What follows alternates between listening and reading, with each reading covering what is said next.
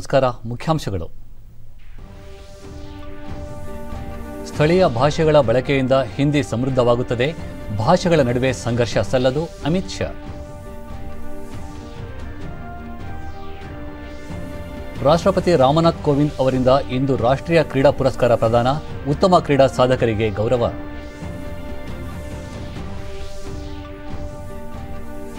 ನಗರ ಹಾಗೂ ಗ್ರಾಮೀಣ ಸ್ಥಳೀಯ ಸಂಸ್ಥೆಗಳಿಗೆ 8,453 ಕೋಟಿ ರೂಪಾಯಿ ಅನುದಾನ ಬಿಡುಗಡೆ. ರಾಜ್ಯಕ್ಕೆ 551 ಕೋಟಿ ರೂಪಾಯಿ ನೆರವು. ಹಾಗೂ ಕೋವಿಡ್ ಪೂರ್ವದಲ್ಲಿದ್ದ ರೈಲ್ವೆ ದರ ಜಾರಿಗೊಳಿಸಲು ರೈಲ್ವೆ ಮಂಡಳಿ ತೀರ್ಮಾನ. ಆದೇಶ ಪಾಲನೆಗೆ ವಲಯ ಕಚೇರಿಗಳಿಗೆ ಸೂಚನೆ. ವಾರ್ತೆಗಳ ವಿವರ. ಹಿಂದಿ ಮತ್ತು ದೇಶದ ಯಾವುದೇ ಸ್ಥಳೀಯ ಭಾಷೆಗಳ ನಡುವೆ ಆಂತರಿಕವಾಗಿ ವಿರೋಧವಿಲ್ಲ ಎಂದು ಕೇಂದ್ರ ಗೃಹ ಸಚಿವ ಅಮಿತ್ ಶಾ ಅಭಿಪ್ರಾಯಪಟ್ಟಿದ್ದಾರೆ. ಉತ್ತರ ಪ್ರದೇಶದ ವಾರಣಾಸಿಯಲ್ಲಿ ಹಮ್ಮಿಕೊಳ್ಳಲಾಗಿದ್ದ ಅಖಿಲ ಭಾರತೀಯ ರಾಜಭಾಷಾ ಸಮ್ಮೇಳನವನ್ನು ಉದ್ಘಾಟಿಸಿದ ಅವರು, ಹಿಂದಿ ಮತ್ತು ಸ್ಥಳೀಯ ಭಾಷೆಗಳು ಸಹೋದರ ಭಾಷೆಗಳಾಗಿವೆ. ದೇಶವಾಸಿಗಳು ಸ್ವಭಾಷೆಯನ್ನು ಜೀವನದ ಮಾರ್ಗವನ್ನಾಗಿ ಮಾಡಿಕೊಳ್ಳಬೇಕು. ಸ್ಥಳೀಯ ಭಾಷೆಗಳನ್ನು ಬಳಸುವುದರಿಂದ ಹಿಂದಿಯು ಸದೃಢ ಹಾಗೂ ಸಮೃದ್ಧವಾಗುತ್ತದೆ. ಸ್ವರಾಜ್, ಸ್ವದೇಶಿ ಹಾಗೂ ಸ್ವಭಾಷೆ ನಮ್ಮ ಆದ್ಯತೆಯಾಗಿದೆ. ದೇಶ ಸ್ವಾತಂತ್ರ್ಯ ಪಡೆದ ಶತಮಾನದ ವೇಳೆಗೆ ನಮ್ಮ ಆಡಳಿತಕ್ಕೆ ಯಾವುದೇ ವಿದೇಶಿ ಭಾಷೆಯ ಅಗತ್ಯವಿರುವುದಿಲ್ಲ ಎಂದು ಹೇಳಿದರು. ಸ್ವಾತಂತ್ರ್ಯದ ಅಮೃತ ಮಹೋತ್ಸವದ ಈ ವರ್ಷದಲ್ಲಿ ಶಿಕ್ಷಣ, ಸುರಕ್ಷೆ, ಆರ್ಥಿಕತೆಗಳಲ್ಲಿ ಮುಂದಿನ ದಿನಗಳು ಹೇಗಿರಬೇಕು ಎಂದು ಸಂಕಲ್ಪ ಕೈಗೊಳ್ಳುವ ವರ್ಷವಾಗಿದೆ. ಶಿಕ್ಷಣದ ಮಾಧ್ಯಮ ಯಾವ ಭಾಷೆಯಲ್ಲಿರಬೇಕು ಎನ್ನುವ ಜಿಜ್ಞಾಸೆ ಹಿಂದಿನಿಂದಲೂ ಇದೆ. ಸಂಸ್ಕೃತಿಯನ್ನು ಮುಂದುವರಿಸಲು ಭಾಷೆಗಳು ಮಹತ್ವಪೂರ್ಣ ಕೊಡುಗೆ ನೀಡುತ್ತವೆ. ಸ್ವಂತ ಭಾಷೆಗಳ ಮೂಲಕ ಮೌಲಿಕ ಚಿಂತನೆಗಳು ಬಲವಾಗುತ್ತವೆ ಎಂದರು. ವಿಶ್ವದಲ್ಲಿ 6,000ಕ್ಕೂ ಅಧಿಕ ಭಾಷೆಗಳಿದ್ದು, ಭಾಷಾ ವಲಯದಲ್ಲಿ ದೇಶ ಶ್ರೀಮಂತವಾಗಿದೆ. ಲಿಪಿಬದ್ಧ ಭಾಷೆ ಇರುವ ದೇಶವೆಂದರೆ ಅದು ಭಾರತವೇ ಆಗಿದೆ. ಭಾಷೆ ಎಷ್ಟು ಸಮೃದ್ಧ, ಸಶಕ್ತವಾಗುತ್ತದೆಯೋ ಆಗ ಸಂಸ್ಕೃತಿಯು ಸಶಕ್ತವಾಗುತ್ತದೆ ಎಂದು ಅಮಿತ್ ಶಾ ತಿಳಿಸಿದರು. ಭಾಷೆಗಳನ್ನು ಬಳಸಬೇಕು, ಅವುಗಳನ್ನು ಬೆಳೆಸಬೇಕು. ನೂತನ ಶಿಕ್ಷಣ ನೀತಿಯಲ್ಲಿ ಸ್ಥಳೀಯ ಭಾಷೆಗಳಿಗೆ ಆದ್ಯತೆ ನೀಡಲಾಗಿದೆ. ಸಾಮಾನ್ಯ ಜನರಿಗೆ ಆಡಳಿತ ತಲುಪಬೇಕೆಂದರೆ ಸ್ಥಳೀಯ ಭಾಷೆಯೇ ಆಗಬೇಕು. ಇದರಿಂದ ಆಡಳಿತ ಸದೃಢಗೊಳ್ಳುತ್ತದೆ. ವಿಜ್ಞಾನ, ತಂತ್ರಜ್ಞಾನದಲ್ಲೂ ಸ್ಥಳೀಯ ಭಾಷೆಗಳ ಪಠ್ಯಗಳು ಲಭ್ಯವಾಗಬೇಕು ಎಂದರು.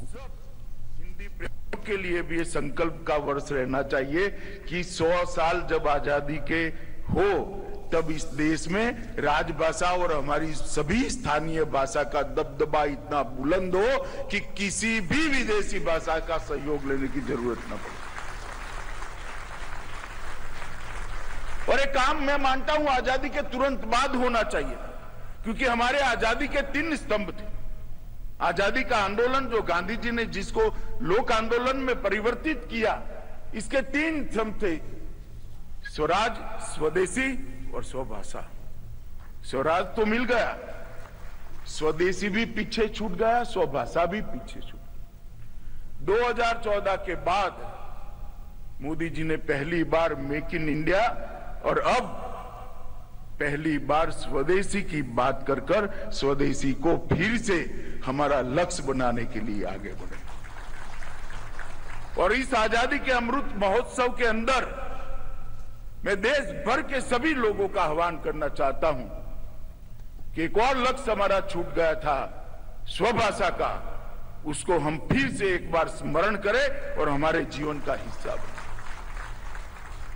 और मैं बहुत स्पष्ट करना चाहता हूं, आज देश भर से हिंदी प्रेमी आए हैं। बहुत प्रयास हो रहा है हिंदी और स्थानीय भाषाओं के बीच में विवाद चल रहा है, राजनीति खड़ी है।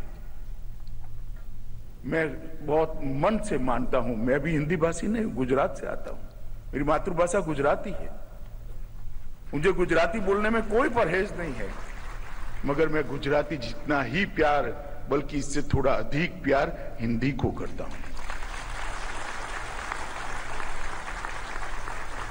हिंदी और हमारी स्थानीय भाषाओं के बीच में कोई अंतर्विरोध नहीं है। हिंदी सभी स्थानीय भाषाओं की सहेली है, सखी है, और सखियों के बीच में कभी अंतर्विरोध नहीं है। राजभाषा का विकास तभी हो सकता है जब स्थानीय भाषाओं का विकास होगा, और स्थानीय भाषा विकास सातत्यपूर्ण तरीके से तभी विकसित हो सकती है जब राजभाषा एक देश भर के अंदर मजबूत होगी। ये दोनों पूरक है, दोनों के बीच में कोई अंतर नहीं। तो राजभाषा विभाग का काम है कि स्थानीय भाषाओं को हम मजबूत करें और देश की जनता के, देश भर की जनता का ये लक्ष्य होना चाहिए कि हम राजभाषा को मजबूत करें। अपनी भाषा से ही चीजें दुनिया में ರಾಜ್ಯಸಭಾ ಉಪಸಭಾಪತಿ ಹರಿವಂಶ್ ನಾರಾಯಣ್ ಸಿಂಗ್ ವಿಶ್ವದಲ್ಲಿ ಯಾವುದೇ ಕ್ರಾಂತಿ ಸಾಧನೆಯಾದರೂ ಅದು ಸ್ವಂತ ಭಾಷೆಯ ಮೂಲಕವೇ ಆಗಿದೆ. ಆರ್ಥಿಕಾಭಿವೃದ್ಧಿಗೂ ಸ್ಥಳೀಯ ಭಾಷೆಯ ಅಗತ್ಯವಿದೆ ಎಂದರು. आधुनिक समय तक है, मैं विस्तार से बताने का कभी वक्त मिलेगा मैं बताऊंगा, पर इतना ही सिर्फ सुक्त वक्त में कहना चाहूंगा कि महात्मा गांधी जी जब आए तब इस देश में जो आंदोलन आजादी के लिए था उसके बारे में इतिहासकारों ने, हमारे प्रगतिशील इतिहासकारों था कि वो अंग्रेजों के सामने पिटीशन पेयर देने वाली और किसी तरह से अर्जी लगाने वाली संस्था थी जो उन दिनों आंदोलन चला रही थी। लेकिन जैसे आपको जानकारी है, ಕೇಂದ್ರ ಸಚಿವ ಅಜಯ್ ಕುಮಾರ್ ಮಿಶ್ರಾ ದೇಶದಲ್ಲಿ 70% ಜನ ಹಿಂದಿ ಭಾಷೆಯನ್ನು ಅರಿತಿದ್ದಾರೆ. 150 ದೇಶಗಳಲ್ಲಿ ಹಿಂದಿ ಭಾಷೆ ಬಳಕೆಯಲ್ಲಿದೆ. ಗೃಹ ಸಚಿವಾಲಯವು 100% ಹಿಂದಿಯಲ್ಲೇ ಕಾರ್ಯನಡೆಸುತ್ತಿದೆ ಎಂದರು. राजभाषा नियम बने, निरंतर ऐसे बहुत सारे काम हुए, लेकिन अपेक्षित सफलताएं और अपेक्षित परिणाम जो लक्ष्य तय थे उनके अनुरूप नहीं मिल रहे थे। और मैं इस बात में कहूंगा कि हम सब को एक इस तरह के प्रधानमंत्री, इस तरह के गृह मंत्री मिले जैसे अभी 2014 के बाद का आपने हरिवंश जी ने जिक्र किया। वास्तव में अगर आप देखेंगे इस पर भी शोध का विषय है कि 2014 के बाद जिस तरह से बहुत तेजी से हमारी क्षेत्रीय और हिंदी भाषा का विस्तार हुआ है। ರಾಷ್ಟ್ರೀಯ ಶಿಕ್ಷಣ ನೀತಿ ಕುರಿತ ಮೊದಲ ರಾಜ್ಯ ಮಟ್ಟದ ಸಮಾವೇಶ ಬೆಂಗಳೂರಿನಲ್ಲಿ ನಡೆಯುತ್ತಿದೆ. ರಾಜ್ಯ ಸರ್ಕಾರ ಹಾಗೂ ಅಂತಾರಾಷ್ಟ್ರೀಯ ಕೌಶಲ್ಯ ಅಭಿವೃದ್ಧಿ ನಿಗಮ ಜಂಟಿಯಾಗಿ ಈ ಸಮಾವೇಶ ಆಯೋಜಿಸಿದ್ದು, ಭವಿಷ್ಯದ ಉನ್ನತ ಶಿಕ್ಷಣ ಕುರಿತ ಕಾರ್ಯತಂತ್ರ ಎಂಬ ವಿಷಯದ ಬಗ್ಗೆ ತಜ್ಞರು ಬೆಳಕು ಚೆಲ್ಲಲಿದ್ದಾರೆ. ಉನ್ನತ ಶಿಕ್ಷಣ ಸಚಿವ ಡಾಕ್ಟರ್ ಸಿಎನ್ ಅಶ್ವತ್ಥನಾರಾಯಣ ಸಮಾವೇಶ ಉದ್ಘಾಟಿಸಿದರು. ವಿಶ್ವವಿದ್ಯಾಲಯದ ಕುಲಪತಿಗಳು, ರಿಜಿಸ್ಟ್ರಾರ್ಗಳು, ವಿಶ್ವವಿದ್ಯಾಲಯಗಳ ನಿರ್ದೇಶಕರುಗಳು, ಶಿಕ್ಷಣ ತಜ್ಞರು, ಕಾರ್ಪೊರೇಟ್ ವಲಯದ ಪ್ರಮುಖರು ಈ ಸಮಾವೇಶದಲ್ಲಿ ಪಾಲ್ಗೊಂಡಿದ್ದಾರೆ.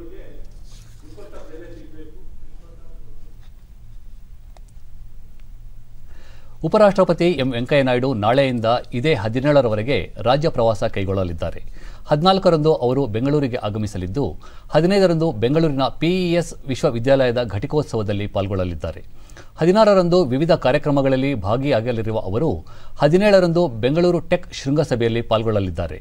ನಂತರ ಬಾಹ್ಯಾಕಾಶ ವಿಜ್ಞಾನಿ UR ರಾವ್ ಉಪಗ್ರಹ ಕೇಂದ್ರಕ್ಕೆ ಭೇಟಿ ನೀಡಲಿದ್ದಾರೆ. ಬಳಿಕ ಅಂದೇ ದೆಹಲಿಗೆ ಪ್ರಯಾಣ ಬೆಳೆಸಲಿದ್ದಾರೆ. ದೇಶದ ಪ್ರತಿಷ್ಠಿತ ರಾಷ್ಟ್ರೀಯ ಕ್ರೀಡಾ ಪುರಸ್ಕಾರವನ್ನು ಇಂದು ರಾಷ್ಟ್ರಪತಿ ರಾಮನಾಥ್ ಕೋವಿಂದ್ ಪ್ರದಾನ ಮಾಡಲಿದ್ದಾರೆ.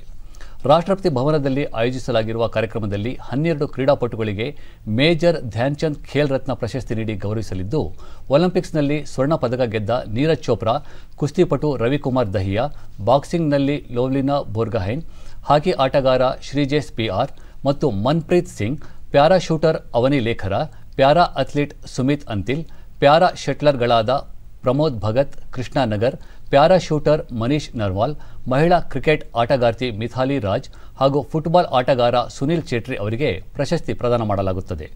35 ಕ್ರೀಡಾಪಟುಗಳಿಗೆ ಅರ್ಜುನ ಪ್ರಶಸ್ತಿ ಪ್ರದಾನ ಮಾಡಲಾಗುತ್ತಿದ್ದು, para paddler Bhavana Patel, para archer Harvinder Singh, athlete Harpinder Singh, cricket ಆಟಗಾರ ಶಿಖರ್ ಧವನ್, ಟೆನ್ನಿಸ್ ಆಟಗಾರ್ತಿ ಅಂಕಿತಾ ರೈನಾ, ಶೂಟರ್ ಅಭಿಷೇಕ್ ವರ್ಮಾ ಮತ್ತು ಬಾಕ್ಸರ್ ಸಿಮ್ರಾನ್ ಜಿತ್ ಕೌರ್ ಅವರು ಪ್ರಶಸ್ತಿ ಪುರಸ್ಕೃತರ ಪಟ್ಟಿಯಲ್ಲಿದ್ದಾರೆ. ಇದೇ ಸಂದರ್ಭದಲ್ಲಿ ಕ್ರೀಡಾ ತರಬೇತುದಾರರಿಗೆ ದ್ರೋಣಾಚಾರ್ಯ, ಕ್ರೀಡಾ ಕ್ಷೇತ್ರದ ಜೀವಮಾನ ಸಾಧನೆಗಾಗಿ ಧ್ಯಾನ್ ಚಂದ್ ಪ್ರಶಸ್ತಿಯನ್ನು ಸಹ ರಾಷ್ಟ್ರಪತಿ ಅವರು ಪ್ರದಾನ ಮಾಡಲಿದ್ದಾರೆ. ಭಾರತ ಮತ್ತು ಫ್ರಾನ್ಸ್ ನಡುವೆ 6ನೇ ಹಂತದ ಜಂಟಿ ಸೇನಾ ಸಮರಾಭ್ಯಾಸ ಎಕ್ಸ್ ಶಕ್ತಿ 2021 ಇದೇ ಸೋಮವಾರದಿಂದ 26ರವರೆಗೆ ನಡೆಯಲಿದೆ. ಫ್ರಾನ್ಸ್ನ ಫ್ರೇಜರ್ಸ್ನಲ್ಲಿ 11 ದಿನಗಳ ಕಾಲ ನಡೆಯಲಿರುವ ಜಂಟಿ ಸೇನಾ ಸಮರಾಭ್ಯಾಸದಲ್ಲಿ ಗೋರ್ಖಾ ರೈಫಲ್ ಇನ್ಫೆಂಟ್ರಿ ಬೆಟಾಲಿಯನ್ ಭಾರತೀಯ ಸೇನೆಯನ್ನು ಪ್ರತಿನಿಧಿಸಲಿದೆ. ಶಕ್ತಿ ಸಮರಾಭ್ಯಾಸವು ಭಯೋತ್ಪಾದನೆ ನಿಗ್ರಹವನ್ನು ಕೇಂದ್ರೀಕರಿಸಲಿದೆ ಎಂದು ರಕ್ಷಣಾ ಸಚಿವಾಲಯ ತಿಳಿಸಿದೆ. ದೇಶದಲ್ಲಿ ಹೂಡಿಕೆ ಸಂಬಂಧಿ ಚಟುವಟಿಕೆಗಳನ್ನು ವಿಸ್ತರಿಸುವ ನಿಟ್ಟಿನಲ್ಲಿ ಕೇಂದ್ರ ಹಣಕಾಸು ಸಚಿವೆ ನಿರ್ಮಲಾ ಸೀತಾರಾಮನ್ ಅವರು ಇದೇ 15ರಂದು ಎಲ್ಲ ರಾಜ್ಯಗಳು ಮತ್ತು ಕೇಂದ್ರಾಡಳಿತ ಪ್ರದೇಶಗಳೊಂದಿಗೆ ಮಾತುಕತೆ ನಡೆಸಲಿದ್ದಾರೆ. ರಾಜ್ಯಗಳ ಮುಖ್ಯಮಂತ್ರಿಗಳು, ಹಣಕಾಸು ಸಚಿವರು ಹಾಗೂ ಕೇಂದ್ರಾಡಳಿತ ಪ್ರದೇಶಗಳ ಲೆಫ್ಟಿನೆಂಟ್ ಗವರ್ನರ್ಗಳು ವಿಡಿಯೋ ಕಾನ್ಫರೆನ್ಸ್ ಮೂಲಕ ಸಭೆಯಲ್ಲಿ ಪಾಲ್ಗೊಳ್ಳಲಿದ್ದಾರೆ. ಕೋವಿಡ್ ಸಾಂಕ್ರಾಮಿಕದ ಬಳಿಕ ದೇಶದಲ್ಲಿ ಆರ್ಥಿಕ ಚಟುವಟಿಕೆಗಳು ಗರಿಗೆದರಿವೆ. ಅನೇಕ ಕ್ಷೇತ್ರಗಳಲ್ಲಿ ಕೋವಿಡ್ ಪೂರ್ವ ಸ್ಥಿತಿ ಮರಳಿದೆ. ಈ ಸನ್ನಿವೇಶದಲ್ಲಿ ಹೂಡಿಕೆಗೆ ಹೆಚ್ಚಿನ ಉತ್ತೇಜನ ನೀಡುವುದು ಸರ್ಕಾರದ ಉದ್ದೇಶವಾಗಿದೆ. ಭಾರತವನ್ನು ವೇಗವಾಗಿ ಬೆಳೆಯುತ್ತಿರುವ ಆರ್ಥಿಕ ದೇಶವನ್ನಾಗಿ ರೂಪಿಸಲು ಹೂಡಿಕೆ ಅಗತ್ಯವಾಗಿದೆ.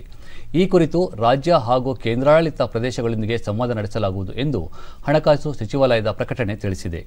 ಸಂವಾದದಲ್ಲಿ ರಾಜ್ಯಗಳು ಹೂಡಿಕೆ ಉತ್ತೇಜನಕ್ಕೆ ಸಂಬಂಧಿಸಿ ತಮ್ಮ ದೃಷ್ಟಿಕೋನ ಹಾಗೂ ಯೋಜನೆಗಳನ್ನು ಹಂಚಿಕೊಳ್ಳಬೇಕೆಂದು ಸೂಚಿಸಲಾಗಿದೆ.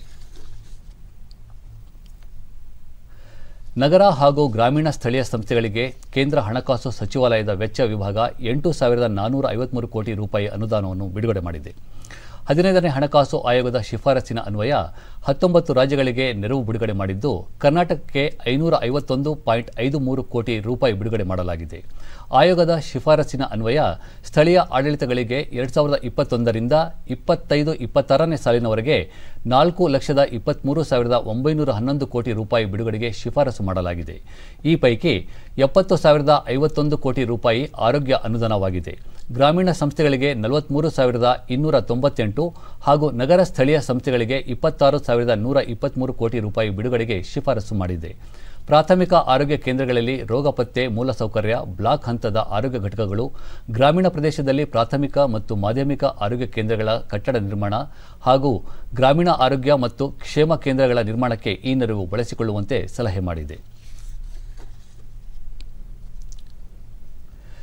ಕೋವಿಡ್ ಲಸಿಕೆ ಕುರಿತು ಜನಜಾಗೃತಿ ಮೂಡಿಸುವ ಉದ್ದೇಶದಿಂದ ಕೇಂದ್ರ ಆರೋಗ್ಯ ಸಚಿವಾಲಯ 1 ತಿಂಗಳ ಕಾಲ ಹರ್ ಘರ್ ದಸ್ತಕ್ ಅಭಿಯಾನ ಆಯೋಜಿಸಿದ್ದು, ಈ ಕುರಿತು ಜನಜಾಗೃತಿ ಬಲಪಡಿಸುವ ಮಾಧ್ಯಮ ಕುರಿತ ರಾಷ್ಟ್ರೀಯ ವೆಬಿನಾರ್ ಅನ್ನು ನಿನ್ನೆ ಆಯೋಜಿಸಲಾಗಿತ್ತು.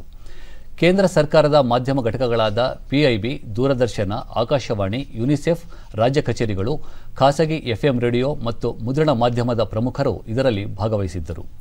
ಎಲ್ಲ ಅರ್ಹರಿಗೂ ಕೋವಿಡ್ ಲಸಿಕೆಯ ಮೊದಲ ಡೋಸ್ ಪಡೆದುಕೊಂಡಿರುವುದನ್ನು ಖಚಿತಪಡಿಸಿಕೊಳ್ಳುವುದರ ಜೊತೆಗೆ 2ನೇ ಡೋಸ್ ಪಡೆಯಲು ಪ್ರೇರೇಪಿಸುವಂತೆ ಸೂಚಿಸಲಾಗಿದೆ.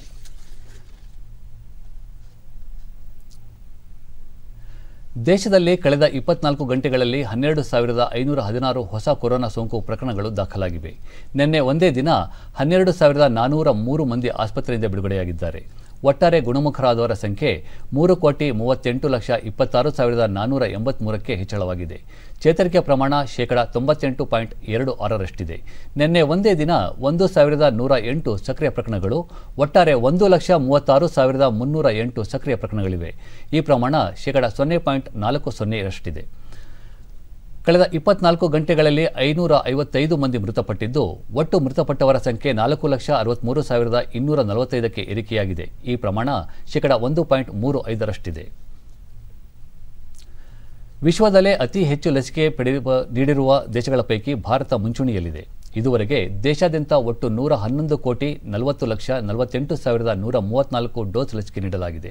ನಿನ್ನೆ ಒಂದೇ ದಿನ 58,42,530 ಡೋಸ್ ಲಸಿಕೆ ನೀಡಲಾಗಿದೆ ಎಂದು ಕೇಂದ್ರ ಆರೋಗ್ಯ ಸಚಿವಾಲಯ ತಿಳಿಸಿದೆ. ದೇಶದಲ್ಲಿ ಕೊರೋನಾ ಮಾದರಿಗಳ ಪರೀಕ್ಷಾ ಸಾಮರ್ಥ್ಯದಲ್ಲಿ ನಿರಂತರ ಹೆಚ್ಚಳ ಮಾಡಲಾಗುತ್ತಿದ್ದು, ಇದುವರೆಗೆ ಒಟ್ಟು 62,23,33,939 ಮಂದಿಗೆ ಕೊರೋನಾ ಮಾದರಿ ಪರೀಕ್ಷೆ ನಡೆಸಲಾಗಿದೆ.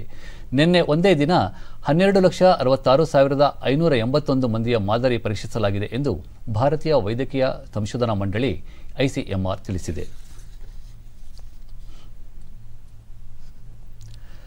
ಗ್ಲಾಸ್ಗೋದಲ್ಲಿ ಆಯೋಜಿಸಲಾಗಿದ್ದ ಹವಾಮಾನ ಬದಲಾವಣೆ COP 26ನೇ ಶೃಂಗಸಭೆ ನಿನ್ನೆ ಮುಕ್ತಾಯಗೊಂಡಿತು. ಪಳೆಯುಳಿಕೆ ಇಂಧನದ ಕುರಿತು ದೇಶಗಳು ತಮ್ಮ ನಿಲುವನ್ನು ಮೃದುಗೊಳಿಸಲಿದ್ದು ಸಭೆಯ ವಿಶೇಷವಾಗಿತ್ತು. ಪಳೆಯುಳಿಕೆ ಇಂಧನದ ಬಳಕೆಯನ್ನು ರದ್ದುಗೊಳಿಸುವ ಸಂಬಂಧ ಹಿಂದಿನ ಸಭೆಯಲ್ಲಿ ತೀರ್ಮಾನ ಕೈಗೊಳ್ಳಲಾಗಿದ್ದರೂ ಸಂಪೂರ್ಣವಾಗಿ ಅದನ್ನು ಕೈಬಿಟ್ಟಿರಲಿಲ್ಲ. COP 26ನೇ ಸಭೆಯಲ್ಲಿ ಪಳೆಯುಳಿಕೆ ಇಂಧನ ಹಾಗೂ ಕಲ್ಲಿದ್ದಲು ಬಳಕೆಯ ರದ್ದತಿಗೆ ಉತ್ತೇಜನ ನೀಡುವ ಸಂಬಂಧ ಕರಡು ಒಪ್ಪಂದ ರೂಪುಗೊಂಡಿದೆ.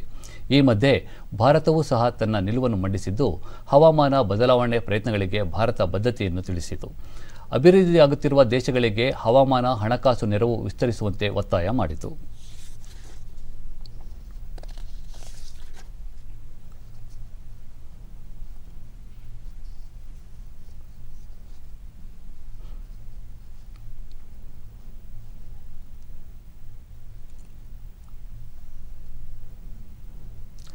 ರೈಲ್ವೆಯಲ್ಲಿ ಕೋವಿಡ್ ಸಾಂಕ್ರಾಮಿಕ ಪೂರ್ವದಲ್ಲಿದ್ದ ರೈಲ್ವೆ ಟಿಕೆಟ್ ದರಗಳನ್ನು ಜಾರಿಗೊಳಿಸಲು ತೀರ್ಮಾನಿಸಲಾಗಿದೆ.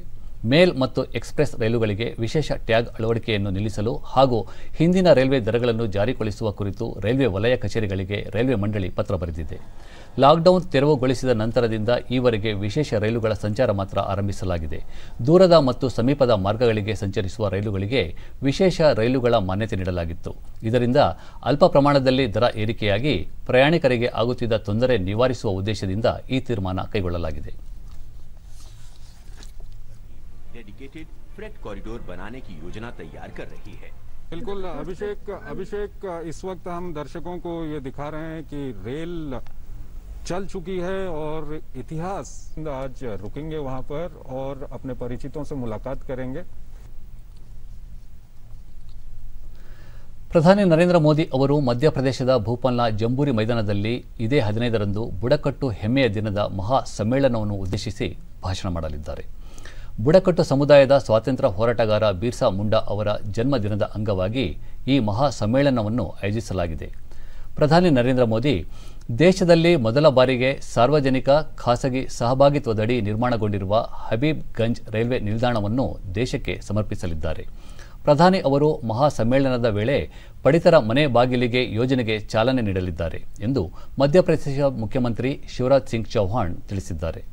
ಕಾರ್ಯಕ್ರಮದಲ್ಲಿ ಬುಡಕಟ್ಟು ಮಹಿಳಾ ಸ್ವಸಹಾಯ ಗುಂಪುಗಳ ಪ್ರತಿನಿಧಿಗಳು, ಪ್ರಧಾನಮಂತ್ರಿ ಆವಾಸ್ ಯೋಜನೆ, ಕಿಸಾನ್ ಸಮ್ಮಾನ್ ಯೋಜನೆ ಫಲಾನುಭವಿಗಳು ಹಾಗೂ ಇತರೆ ಫಲಾನುಭವಿಗಳು ಭಾಗವಹಿಸಲಿದ್ದಾರೆ.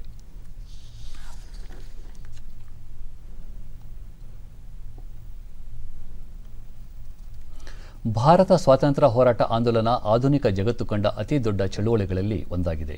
ಸ್ವಾತಂತ್ರ್ಯ ಹೋರಾಟದ ಘಟನೆಗಳು ಸೇರಿದಂತೆ ಲಕ್ಷಾಂತರ ಮಂದಿ ತ್ಯಾಗ ಮಾಡಿದ ಯಶೋಗಾಥೆ ಎಂದೆಂದಿಗೂ ಅನನ್ಯ. ಆಕಾಶವಾಣಿ ರಾಷ್ಟ್ರೀಯ ಸುದ್ದಿ ವಿಭಾಗದೊಂದಿಗೆ ತೆರೆಮರೆಯಲ್ಲಿದ್ದ ಹಲವು ಸ್ವಾತಂತ್ರ್ಯ ಹೋರಾಟಗಾರರ ಜೀವನ ಚಿತ್ರಣದ ಸುದ್ದಿ ಮಾಲಿಕೆ ಇಲ್ಲಿದೆ.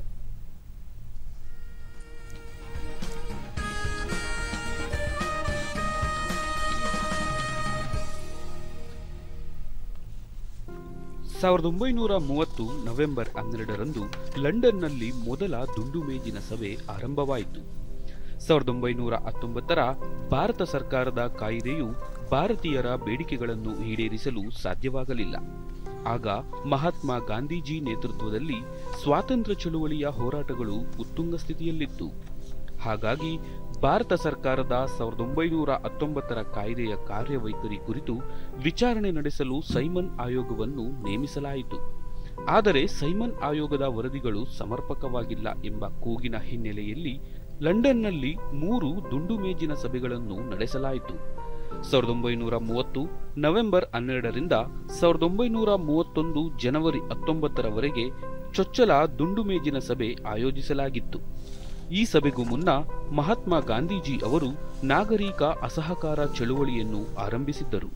ಇದೇ ಸಂದರ್ಭದಲ್ಲಿ ಮಹಾನ್ ನಾಯಕ ಡಾಕ್ಟರ್ BR ಅಂಬೇಡ್ಕರ್ ಅವರು ದೇಶದಲ್ಲಿ ನಿರ್ಲಕ್ಷ್ಯಕ್ಕೆ ಒಳಗಾಗಿರುವ ವರ್ಗಕ್ಕೆ ಚುನಾವಣಾ ಸ್ಪರ್ಧೆಗೆ ಪ್ರತ್ಯೇಕ ಅವಕಾಶ ಕಲ್ಪಿಸಬೇಕು ಎಂಬ ಒತ್ತಾಯ ಮುಂದಿಟ್ಟರು.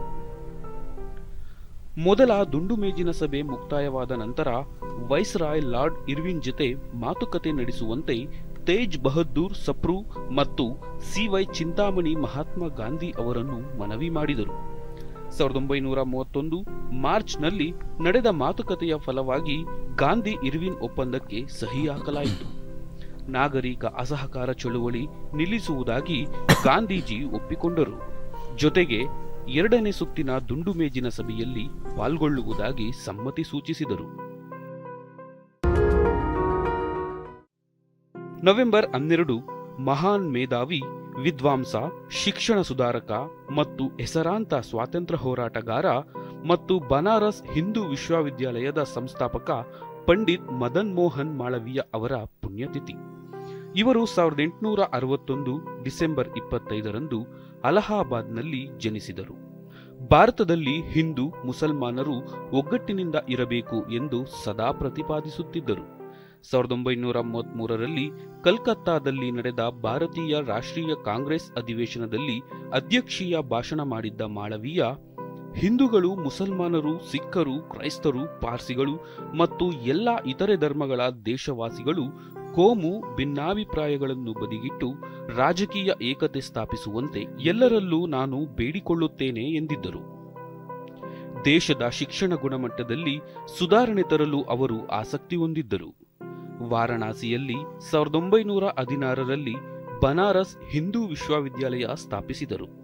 1919ರಿಂದ 1938 ತನಕ ಅವರು ಬನಾರಸ್ ವಿಶ್ವವಿದ್ಯಾಲಯದ ಉಪ ಕುಲಪತಿಯಾಗಿ ಸೇವೆ ಸಲ್ಲಿಸಿದ್ದರು. 2014ರಲ್ಲಿ ಮಾಳವೀಯ ಅವರಿಗೆ ಮರಣೋತ್ತರವಾಗಿ ಭಾರತ ರತ್ನ ಪ್ರಶಸ್ತಿ ನೀಡಿ ಗೌರವಿಸಲಾಗಿದೆ.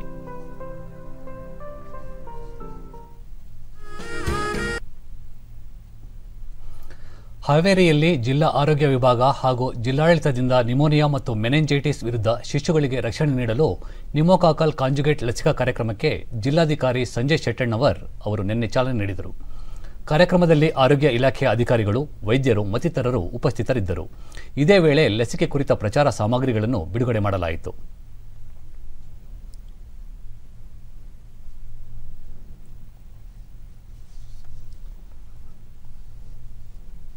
ಈ ಎರಡನೇ ಡೋಸ್ ಅನ್ನು ತೆಗೆದುಕೊಳ್ಳಲು ಡಿಡಿ ನ್ಯೂಸ್ನೊಂದಿಗೆ ಜಿಲ್ಲಾಧಿಕಾರಿ ಸಂಜಯ್ ಶೆಟ್ಟಣ್ಣವರ್ ಹೆಚ್ಚು ಅಪಾಯದಲ್ಲಿರುವ 6 ವಾರಗಳ ಶಿಶುಗಳಿಗೆ ತಪ್ಪದೆ ಈ ಲಸಿಕೆಯನ್ನು ಹಾಕಿಸಬೇಕು. ಹಿಂದೆ ಖಾಸಗಿ ಆಸ್ಪತ್ರೆಗಳಲ್ಲಿ ದುಬಾರಿ ವೆಚ್ಚಕ್ಕೆ ಲಸಿಕೆ ಸಿಗುತ್ತಿತ್ತು. ಈಗ ಎಲ್ಲ ಸರ್ಕಾರಿ ಆಸ್ಪತ್ರೆಗಳು ಹಾಗೂ ಪ್ರಾಥಮಿಕ ಆರೋಗ್ಯ ಕೇಂದ್ರಗಳಲ್ಲಿ ಉಚಿತವಾಗಿ ದೊರೆಯಲಿದ್ದು, ಪೋಷಕರು ತಪ್ಪದೆ ತಮ್ಮ ಮಕ್ಕಳಿಗೆ ಲಸಿಕೆ ಕೊಡಿಸಬೇಕು ಎಂದು ಸಲಹೆ ನೀಡಿದರು. ಮಕ್ಕಳಿಗೆ ಕೊಡುವಂಥ ಒಂದು ವ್ಯಾಕ್ಸಿನ್ ಇದು 6 ವಾರಗಳ ವಯಸ್ಸಿನ ಶಿಶುಗಳನ್ನು ರಕ್ಷಣೆ ಮಾಡ್ತದೆ. ಈ ವ್ಯಾಕ್ಸಿನ್ನು ಖಾಸಗಿ ಆಸ್ಪತ್ರೆಯಲ್ಲಿ ಹಿಂದೆ ಲಭ್ಯ ಇತ್ತು. ಖಾಸಗಿ ಆಸ್ಪತ್ರೆಯಲ್ಲಿ ಒಂದು ವ್ಯಾಕ್ಸಿನ್ ಡೋಸ್ಗೆ 5,000 ರೂಪಾಯಿವರೆಗೂ ಅದು ಭಾಳ ವೆಚ್ಚವಾಗ್ತಿತ್ತು. ಈಗ ಅದನ್ನು ಉಚಿತವಾಗಿ ಸರ್ಕಾರದಿಂದ ಕೊಡ್ತಾ ಇದ್ದೇವೆ. ನಮ್ಮ ಎಲ್ಲ ಸರ್ಕಾರಿ ಆಸ್ಪತ್ರೆಗಳಲ್ಲಿ, ಪ್ರೈಮರಿ ಹೆಲ್ತ್ ಸೆಂಟರ್ಗಳಲ್ಲಿ ವ್ಯಾಕ್ಸಿನೇಷನ್ ಮಾಡುವಂಥ ಕಾರ್ಯವನ್ನು ಹಮ್ಮಿಕೊಂಡಿದ್ದೇವೆ. ಈ ವ್ಯಾಕ್ಸಿನೇಷನಿಂದ ನ್ಯೂಮೋನಿಯಾದಿಂದ ಮಕ್ಕಳಿಗೆ ರಕ್ಷಣೆ ಸಿಗುತ್ತದೆ. ನಿಮಗೆ ಗೊತ್ತಿರೋ ಹಾಗೆ ಕೊರೋನಾ ಕೂಡ ಒಂದು ಬಗೆಯ ನ್ಯೂಮೋನಿಯಾ ಟೈಪ್ ಇರುವಂಥ ಒಂದು ರೋಗ. ಮಕ್ಕಳಲ್ಲಿ ಅದು ಹೆಚ್ಚು ಪ್ರಚುರ ಆಗಬಾರ್ದು, ಅದು ಹೆಚ್ಚು ವ್ಯಾಪಕವಾಗಿ ಹರಡಬಾರ್ದು. ಜೊತೆಯಲ್ಲಿ ಮಕ್ಕಳಿಗೆ ಸಫಿಷಿಯೆಂಟ್ ರಕ್ಷಣೆ ಸಿಗಬೇಕು ಅನ್ನೋ ಕಾರಣಕ್ಕೆ ಈ ಲಸಿಕೆಯನ್ನು ಸರ್ಕಾರ ಕೂಡ ಮಾಡಿದೆ. ಈ ನ್ಯೂಮೋಕಾಕಲ್ ಕಾಂಜುಗೇಟ್ ಲಸಿಕೆ ಇದು ಯಾವುದೇ ರೀತಿ ಸೈಡ್ ಎಫೆಕ್ಟ್ ಇಲ್ಲ. ರಾಜ್ಯದಲ್ಲಿ ಅಡಿಕೆ ಬೆಳೆಗೆ ಈ ಬಾರಿ ಉತ್ತಮ ಬೆಲೆ ದೊರೆತಿದ್ದು, ಬೆಳೆಗಾರರು ಈ ಹಿಂದಿಗಿಂತ ಹೆಚ್ಚಿನ ಲಾಭ ಪಡೆಯುತ್ತಿದ್ದಾರೆ. ಇದುವರೆಗೂ ಪ್ರತಿ ಕ್ವಿಂಟಾಲ್ಗೆ ಗರಿಷ್ಠ 40,000 ರೂಪಾಯಿ ದೊರೆಯುತ್ತಿದ್ದು, ಪ್ರಸಕ್ತ ಪ್ರತಿ ಕ್ವಿಂಟಾಲ್ಗೆ 60,000ಕ್ಕೂ ಅಧಿಕ ಬೆಲೆ ದೊರೆಯುತ್ತಿದೆ. ಉತ್ತಮ ಮಳೆಯೂ ಆಗಿರುವುದರಿಂದ ಇಳುವರಿಯೂ ವೃದ್ಧಿಯಾಗಿದೆ. ಮಾರುಕಟ್ಟೆಯಲ್ಲಿ ಉತ್ತಮ ಬೆಲೆ ದೊರೆಯುತ್ತಿರುವುದರಿಂದ ರೈತರ ಮೊಗದಲ್ಲಿ ಸಂತಸ ಮೂಡಿದೆ.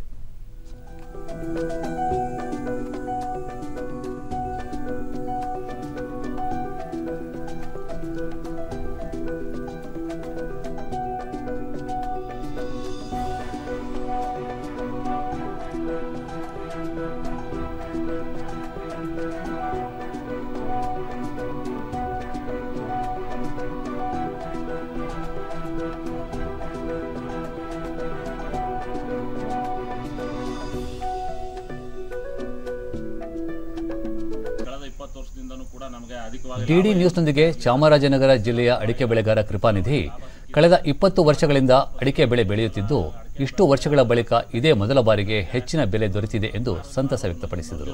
ಮಾರುಗಳು ಈ ತರ ಇರ್ತಿತ್ತು, ಈ ಸಲ ಯಾವುದೇ ಮಾರಿಲ್ಲ, ಚೆನ್ನಾಗಿ ಬಂದಿದೆ, ಮಳೆನೂ ಚೆನ್ನಾಗಿದೆ, ಅಧಿಕವಾಗಿ ಇಳುವರಿನೂ ಬಂದಿದೆ, ನಮಗೆ ಅಧಿಕವಾಗಿ ಲಾಭನೂ ಕೂಡ ಸಿಕ್ಕಿದೆ. ಕಳೆದ ವರ್ಷ ಬರೀ 100ರಿಂದ 150 ಕ್ವಿಂಟಲ್ ಅಡಿಕೆ ಬೆಳೆದಿದ್ವಿ 4 ಎಕರೆಗೆ. ಈ ಸಲ 200ರಿಂದ 250 ಕ್ವಿಂಟಲ್ ಅಡಿಕೆ ಬಿದ್ದಿದೆ. ಇಳುವರಿ ಚೆನ್ನಾಗಿ ಬಂದಿರೋದ್ರಿಂದ, ರೈಟು ಸಿಕ್ಕಿರೋದ್ರಿಂದ ನಮ್ಗೆ ಅನುಕೂಲ ಆಗಿದೆ. ಒಟ್ಟು ನಮಗೆ 4 ಎಕರೆ ತೋಟ ಇದೆ. ಮತ್ತೋರ್ವ ಬೆಳೆಗಾರರಾದ ವಿನಯ್ ಹಲವು ವರ್ಷಗಳ ಬಳಿಕ ಈ ಬಾರಿ ಉತ್ತಮ ಬೆಲೆ ಸಿಕ್ಕಿರುವುದರಿಂದ ರೈತರಿಗೆ ಅನುಕೂಲವಾಗಿದೆ. ಹೋಲಿಸ್ಕೊಂಡ್ರೆ ಈ ವರ್ಷ ರೇಟ್ ಜಾಸ್ತಿ ಇದೆ. ಹೋದ ವರ್ಷ ಎಲ್ಲ 40,000 ಇತ್ತು, ಈ ವರ್ಷ 20,000 ಜಾಸ್ತಿ ಆಗಿದೆ, 60,000 ಸಿಕ್ಕಿದೆ ಎಕ್ಸ್ಟ್ರಾ. ಅದರಿಂದ ನಮಗೆ ಇಲ್ಲಿ ಅಡಿಕೆ ಬೆಳೆದಿರೋರಿಗೆಲ್ಲ ಖುಷಿಯಾಗಿದೆ. ಈ ಸರಿ ಮಳೆನೂ ಚೆನ್ನಾಗಿ ಬಂದಿರೋದ್ರಿಂದ ಅಡಿಕೆ ಫಸಲು ಕೂಡ ಚೆನ್ನಾಗಿ ಬಂದಿದೆ. ಬೆಳೆ ಕಮ್ಮಿ ಇದ್ರು ಕ್ರಾಪ್. ರೈತ ಮಹದೇವಸ್ವಾಮಿ ಸಾವಯವ ಕೃಷಿಯ ಮೂಲಕ ಬೀಜಾಮೃತ ಬಳಸಿ ಅಡಿಕೆ ಬೆಳೆ ಬೆಳೆಯುತ್ತಿದ್ದು, ಉತ್ತಮ ಇಳುವರಿ ದೊರೆತಿದೆ. ಸಾವಯವ ಅಡಿಕೆಗೆ ಒಳ್ಳೆ ಬೆಲೆ ಸಿಕ್ಕಿರುವುದರಿಂದ ಮತ್ತಷ್ಟು ರೈತರಿಗೆ ಉತ್ತೇಜನಕಾರಿಯಾಗಿದೆ ಎಂದರು. ಅದರಿಂದ ನಮ್ಗೆ ಒಳ್ಳೆ ಉತ್ತಮವಾದ ಬೆಳೆ ಬರ್ತದೆ. ನೆಕ್ಸ್ಟ್ ಬರ್ತದೆ, ಈ ವರ್ಷ ಕಡಿಮೆ ಅದ, ನೆಕ್ಸ್ಟ್ ಚೆನ್ನಾಗಿ ಬರ್ತದೆ. ಹೋದ ವರ್ಷ ಸರ್ ನಮ್ಗೆ 40-45 ಕ್ವಿಂಟಾಲ್ ಬಂದಿತ್ತು. ಈ ವರ್ಷ ಒಂದು 10 ಕ್ವಿಂಟಾಲ್ ಕಮ್ಮಿ ಬರ್ಬೋದು. ಆದರೆ ರೇಟ್ ಬರ್ತದೆ, ಉತ್ತಮವಾದ ಬೆಲೆ ಬಂದಿದೆ ವರ್ಷ.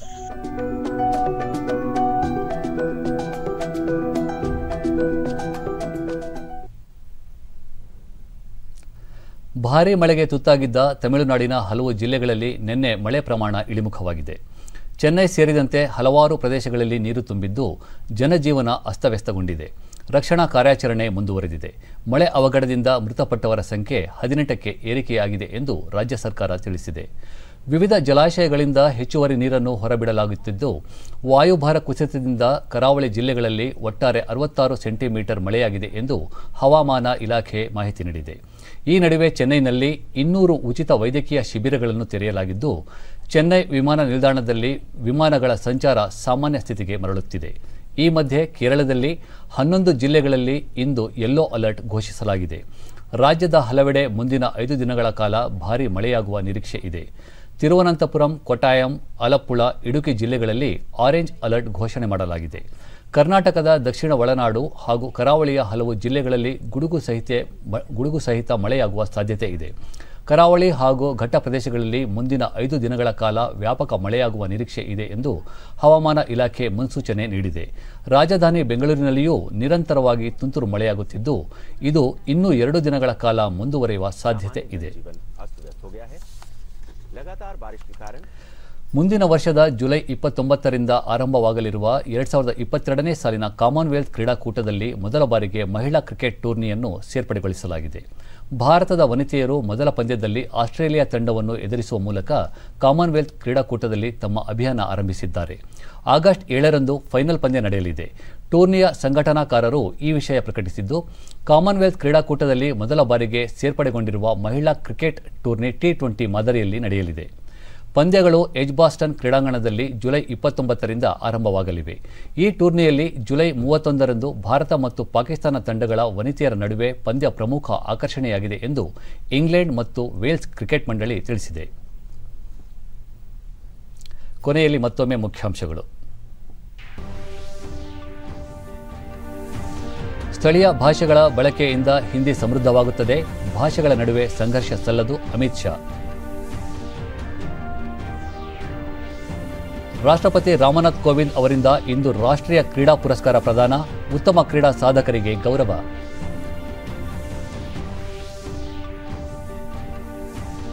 ನಗರ ಹಾಗೂ ಗ್ರಾಮೀಣ ಸ್ಥಳೀಯ ಸಂಸ್ಥೆಗಳಿಗೆ 8,453 ಕೋಟಿ ರೂಪಾಯಿ ಅನುದಾನ ಬಿಡುಗಡೆ. ರಾಜ್ಯಕ್ಕೆ 551 ಕೋಟಿ ರೂಪಾಯಿ ನೆರವು. ಹಾಗೂ ಕೋವಿಡ್ ಪೂರ್ವದಲ್ಲಿದ್ದ ರೈಲ್ವೆ ದರ ಜಾರಿಗೊಳಿಸಲು ರೈಲ್ವೆ ಮಂಡಳಿ ತೀರ್ಮಾನ. ಆದೇಶ ಪಾಲನೆಗೆ ವಲಯ ಕಚೇರಿಗಳಿಗೆ ಸೂಚನೆ. ನಮ್ಮ ವಾರ್ತಾ ಪ್ರಸಾರವನ್ನು ನೀವು ಟಿಡಿ ಚಂದನ ನ್ಯೂಸ್ ಯೂಟ್ಯೂಬ್ ಚಾನಲ್ನಲ್ಲೂ ವೀಕ್ಷಿಸಬಹುದು. ಆತ್ಮೀಯ ವೀಕ್ಷಕರೇ, ವ್ಯಕ್ತಿಗತ ಅಂತರ ಕಾಪಾಡಿಕೊಳ್ಳುವುದರೊಂದಿಗೆ ನೀವು ಸುರಕ್ಷಿತವಾಗಿರಿ, ನಿಮ್ಮವರನ್ನು ಸುರಕ್ಷಿತವಾಗಿರಿಸಿ. ನೈರ್ಮಲ್ಯಕ್ಕೆ ಆದ್ಯತೆ ನೀಡುವುದರ ಜೊತೆಗೆ ಕೋವಿಡ್-19 ಮಾರ್ಗಸೂಚಿಗಳನ್ನು ತಪ್ಪದೇ ಪಾಲಿಸಿ. ನಮ್ಮ ಮುಂದಿನ ವಾರ್ತಾ ಪ್ರಸಾರ ಸಂಜೆ 4:30ಕ್ಕೆ. ನಮಸ್ಕಾರ.